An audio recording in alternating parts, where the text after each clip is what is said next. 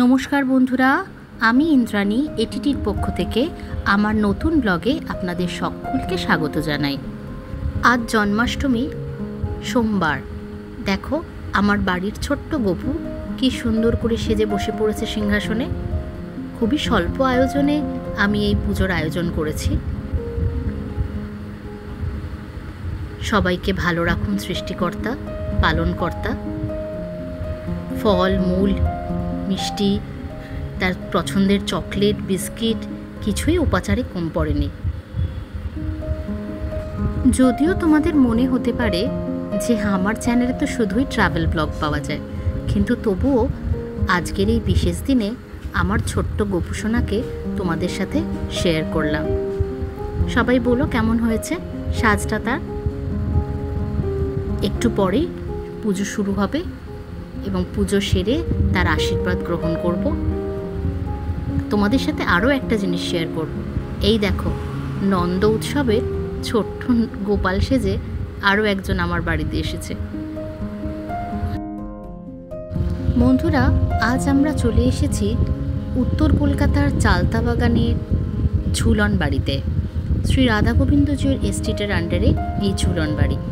আমরা এতটাই দেরিতে এসেছিলাম, দেখো গেটটা বন্ধ হয়ে যাচ্ছে। এই দেখো, দূর থেকেই তোমরা দর্শন করো রাধাকৃষ্ণকে, কি সুন্দর করে সাজিয়েছে ভেতরটা।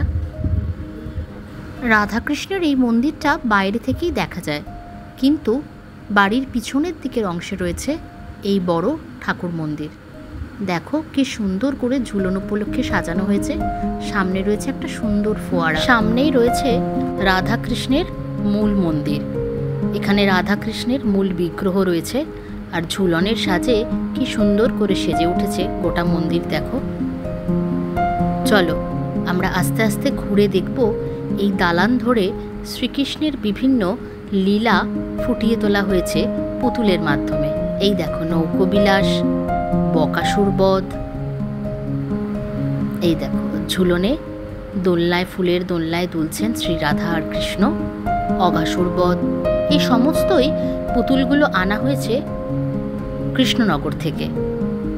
পুতুলগুলো দেখে কি ভালো লাগছে। যখন ছোট ছিলাম না, তখন DD2-তে একটা ওই শ্রীকৃষ্ণ হতো ছোটদের, কি ভালো লাগতো। আর ওটা রোজ দেখার জন্য মায়ের কাছে বায়না করতাম। অনেক দিন পর এলাম এই ঝুলন দেখতে, আবার মনে হচ্ছে ছোটবেলায় ফেরত চলে গেছি। দেখো এই যে ননি চুড়ি। আমরা জানি ব্রহ্মা হলেন সৃষ্টিকর্তা এবং শ্রী বিষ্ণু হলেন পালনকর্তা, আর দেবাদিদেব মহাদেব হলেন বিনাশকর্তা। শ্রী বিষ্ণু 10টি অবতারে এই ধরাধামে অবতীর্ণ হয়েছিলেন। আমরা জানি মহাভারতের শ্লোকে রয়েছে, যদা যদা হি ধর্মস্ব গ্লানি ভবতি ভারত অভ্যুত্থানম অধর্মস্য তদাত্মানম সৃজম্যহম পরিত্রাণায় সাধূনাং বিনাশায় চ দুষ্কৃতম ধর্ম সংস্থাপনায় সম্ভবামি যুগে যুগে। অর্থাৎ যখন আমাদের এই ধর্ম ভরে যাবে অসাধু মানুষের ক্রিয়াকলাপে, যখন দুষ্টকে দমন করতে এবং শিষ্টের পালন করতে বারবার ধরে শ্রী বিষ্ণু বিভিন্ন অবতারে এই ধরাধামে অবতীর্ণ হবেন। তাই জন্যই শ্রী বিষ্ণু কখনো কুর্ম অবতারে, কখনো বরাহ অবতারে, কখনো নৃসিংহ অবতারে, কখনো বামন অবতার, আবার আমরা জানি শেষ অবতার কল্কি রূপে তিনি ধরাধামে আসবেন। আমরা মূল মন্দিরের সামনে এসে গেছি। দেখো, ঝুলনের দোলনায় সেজে উঠেছেন রাধাকৃষ্ণ। কি মোহনীয় এই মূর্তি। সেবায়িতরা সামনে বসে আছেন, কেউ ইচ্ছে মতো পুজো দিচ্ছেন। কি সুন্দর সেজে উঠেছে এই মন্দির, মনটা না ভরে যাচ্ছে দেখে। পুরাণ অনুযায়ী আমরা জানি আমরা 4টি যুগে ভাগ করতে পারি। সত্য যুগে শিব, দাপুরে রাম এবং ত্রেতা যুগে কৃষ্ণ। এই কৃষ্ণ মনুষ্য রূপ ধারণ করে দুষ্টের দমন অর্থাৎ কংসরাজের বিনাশ করতে জন্ম নিয়েছিলেন। মথুরার কারাগারে জন্ম হয় শ্রীকৃষ্ণের। পিতা রাজা বাসুদেব এবং মা দেবকী। কংসের হাত থেকে রক্ষা করতে পিতা বাসুদেব ঝড় জলের রাত্রে জন্ম হওয়ার সাথে সাথে শ্রীকৃষ্ণকে নিয়ে পাড়ি দিয়েছিলেন বৃন্দাবনে। সেখানে নন্দলালের ঘরেই বেড়ে উঠেছিলেন শ্রীকৃষ্ণ। আর এই শ্রীকৃষ্ণের জন্মতিথি জন্মাষ্টমী নামে খ্যাত। এই গল্প তোমরা সবাই জানো। শুধু ভাবি ঈশ্বর কিভাবে তার লীলা খেলা প্রদর্শন করেন। এই শ্রী বিষ্ণু আমাদের মাইথোলজি অনুযায়ী আমরা জানতে পারি অন্ন গ্রহণ করতে আসেন পুরী ধামে, স্নান করতে যান রামেশ্বরমে, রাজত্ব করেন দ্বারকায়, আর বিশ্রাম নেন বদ্রীনাথে। আমাদের এই পুণ্যভূমি ভারতবর্ষের প্রতিটা পরতে পরতে ছড়িয়ে পড়েছে কত কিছু। ভাগবতের প্রতিটি পাঠ যেন সেখানে চোখে আমরা দেখতে পাই।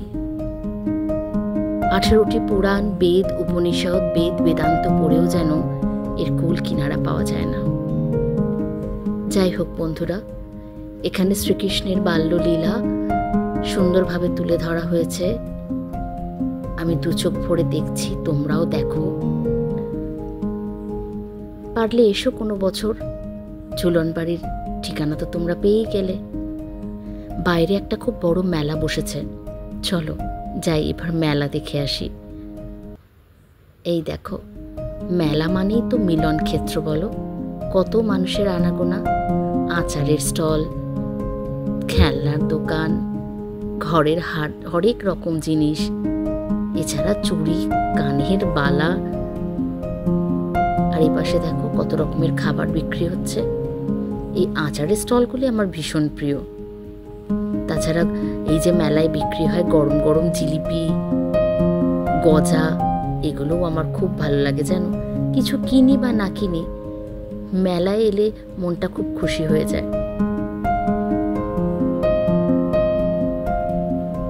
আমাদের ভারতবর্ষ যে কোনো অনুষ্ঠানকে কেন্দ্র করেই আনন্দ করতে ভালোবাসে। এই দেখো ফুচকা স্টল, এটা কি মিস করা যায়? এই ছোট ছোট আনন্দগুলোই আমাদের কাছে কত সুন্দর রূপে ধরা দেয়। সেই ছোটবেলার নাগরদোল্লা। না বন্ধুরা, অনেক রাত হয়ে যাচ্ছে, মেলাও ভাঙার মুখে। এবার বাড়ির পথে পা বাড়াই। দেখা হবে খুব শিগগিরই অন্য কোনো একটা ব্লগে। সঙ্গে থেকো তোমরা। আমার ব্লগটিকে লাইক করো, কমেন্ট করো, শেয়ার করো, আর সাবস্ক্রাইব করে নাও আমার চ্যানেলটিকে। টাটা।